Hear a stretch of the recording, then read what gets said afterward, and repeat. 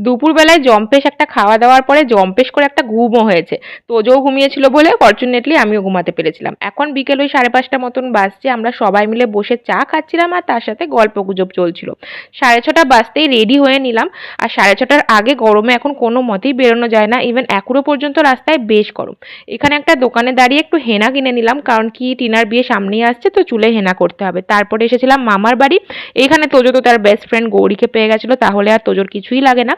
তারপরে বাড়িতে এসেছিলাম, আর আজকে সবাই বলেছিল বাইরে থেকে খাবার অর্ডার করে খাবে, সেই জন্য ডিসি স্টার থেকে অর্ডার করেছিলাম। ডিসি স্টারের খাবারগুলো বেশ ভালো লাগে। ভাইয়ের রিসেপশনের সময় এই পনির টিক্কাটা ছিল মেনুতে, আর সেটা খেতে আমাদের দারুণ লেগেছিল, সেই জন্য অর্ডার করেছিলাম পনির টিক্কা, চিকেন বাটার মশলা, আর তার সাথে হচ্ছে কাশ্মীরি পোলাও।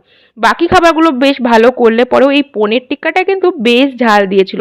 অনেকে তো খেতেই পারলো না, আমার যেহেতু ঝাল ভালো লাগে সেই জন্য খেতে পারলাম। বাকি আইটেমগুলো ছিল দারুণ খেতে।